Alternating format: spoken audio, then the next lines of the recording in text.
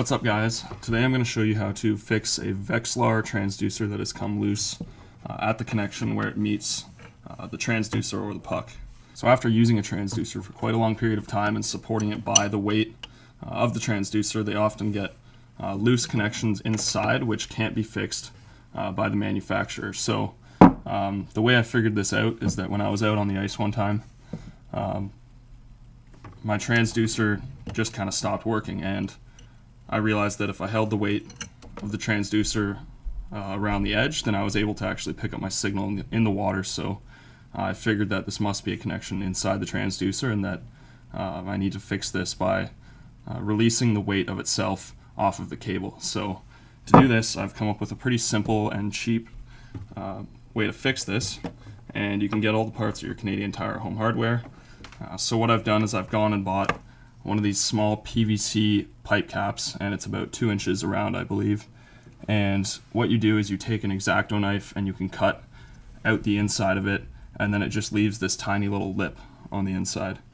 So that will hold your transducer puck inside there safely. And then from here I've drilled 3 holes all the way around, and you can tie on rope, string, heavy braid, anything you want. So once you have these 3 ropes together, you can tie them off to, I found at best, a barrel swivel, the largest one you could find. So they all kind of dangle from that, and then you can connect another piece of rope off to that, onto the float stop that comes with your transducer.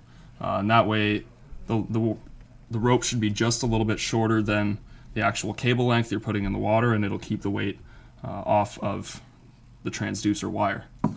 So then you can tape the rest of the string just back up along the transducer cable just to keep it out of the way, and this should release the weight from the transducer and give you your signal back. So let's go out to the ice now and I'll show you exactly how it works.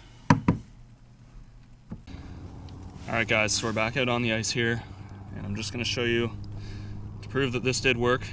So I'm going to turn on the Vexilar. And as you can see, it's not showing anything right now out of the water. And as I support it from the cable and drop it into the water, it's still not giving any reading. But if I hold it by this string,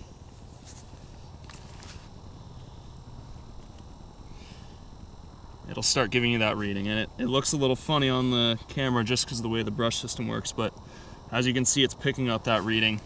And if you let it all the way down, you'll still be able to get that reading.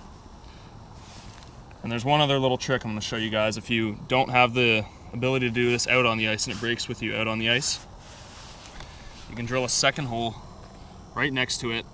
Don't drill it all the way through. And this way, you can see it's just sitting on the bottom of the hole. So it's not supporting its own weight, and just put a little bit of water in there, and it still gives you that same signal. So if you don't want to spend $200 on a new transducer and you want to get a little more life out of it, then take this tip with you, and you can hopefully stretch out the life of your transducer and catch some more fish. Thanks, guys.